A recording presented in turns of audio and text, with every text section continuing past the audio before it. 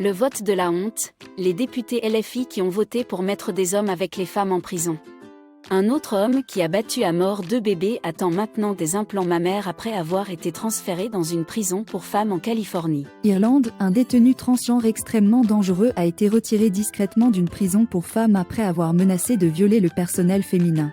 L'extrême droite aime se positionner contre le transactivisme. Mais pour protéger les femmes, plus personne. Une loi sur la transition de genre a provoqué la chute de la chef du gouvernement écossais en poste depuis 2014. Le souci ici n'est donc pas les trans, mais la socialisation masculine, et le fait que certains hommes qui se sentent femmes violentent des femmes du fait de cette socialisation masculine. Pour terminer, la liste des résistants à gauche, 0. Le 13 juillet 2023, les députés ont voté sur la proposition de la France insoumise de mettre les hommes détenus qui le souhaitent dans les prisons pour femmes, proposition ignoble dont nous avions déjà parlé sur notre chaîne. Voici les résultats de ce vote. As-tu suivi la politique cet été? Petit test pour voir si tu es au point. Aux États-Unis, 33,8% des hommes détenus cherchant à se faire transférer dans les prisons pour femmes sont des coupables avérés d'agression sexuelle, selon Keep Prison Single Sex USA, un tiers de ces hommes sont donc des violeurs. Le 16 février, l'Espagne a adopté la controversée « loi trans », accordant à toute personne âgée de plus de 16 ans le droit de changer le sexe indiqué sur ses documents officiels sans aucune preuve de transition ni médicale ni sociale. La loi est entrée en vigueur le 2 mai 2023. En Espagne, un homme reconnu coupable du meurtre brutal de sa cousine avant de violer son cadavre demande maintenant son transfert dans une prison pour femmes. Jonathan de Ressus a commencé à s'identifier comme transgenre après avoir été arrêté pour ce crime malsain. Espagne, un pédophile transgenre condamné pour avoir abusé sexuellement sa nièce de 12 ans est appelé par les médias une femme. Un homme de 40 ans qui s'identifie comme transgenre a été condamné à 2 ans et demi de prison pour avoir abusé sexuellement sa nièce de 12 ans. La victime dans l'affaire ne s'est manifestée que récemment, après avoir lutté contre un traumatisme pendant près de 2 décennies. La peine de 2 ans et demi infligée à l'oncle de la victime n'est pas encore fixée et peut faire l'objet d'un appel, mais si elle est finalisée, l'homme sera probablement envoyé dans une prison pour femmes. Aux États-Unis, un détenu violent transidentifié femme a été transféré dans une prison pour femmes à Washington alors qu'il avait été reconnu coupable d'avoir brutalement agressé un codétenu quand il se trouvait dans une prison pour hommes. Christopher Williams a été initialement incarcéré pour abus sexuels sur des enfants. Parmi les hommes mis dans les prisons pour femmes aux États-Unis, on trouve par exemple un certain Jessica Ann qui a été condamné pour avoir tué plusieurs bébés.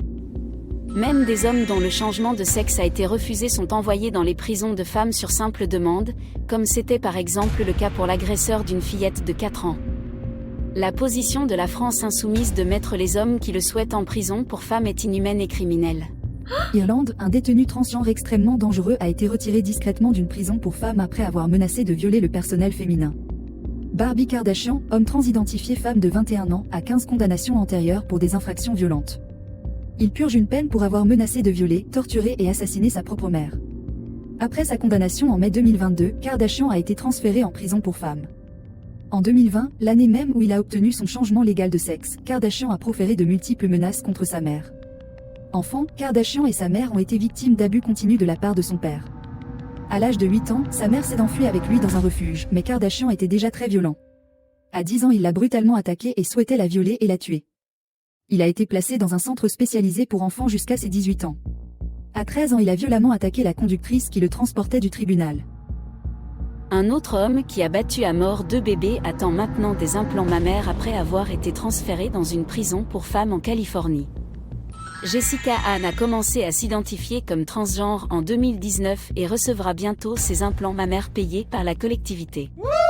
Aux USA, un tiers des hommes demandant leur transfert avec les femmes ont été condamnés pour agression sexuelle. News de Redux datant respectivement du 28, 26 et 25 juillet 2023. Une loi sur la transition de genre a provoqué la chute de la chef du gouvernement écossais en poste depuis 2014.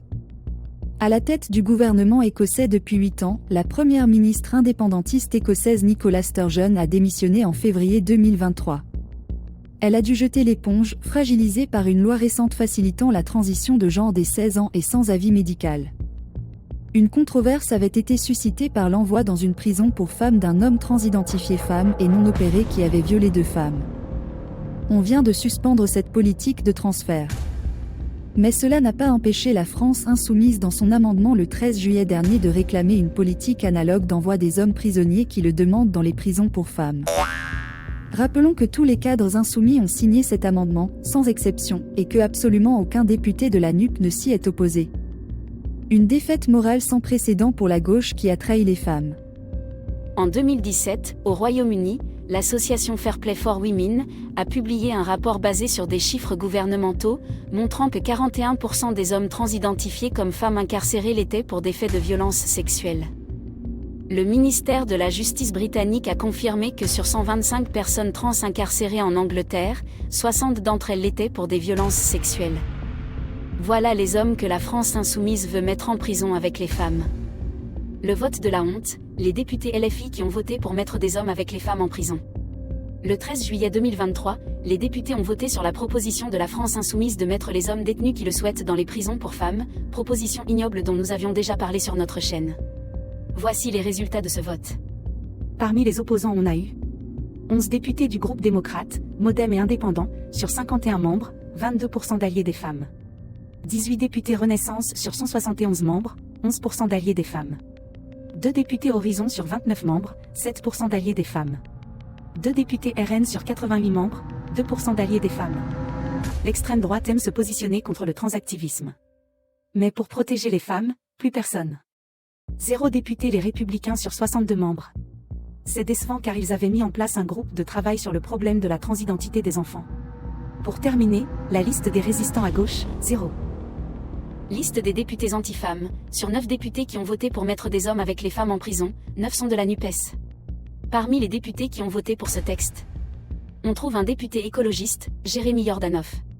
Sur 23 députés, ça fait 4% de traîtres aux femmes.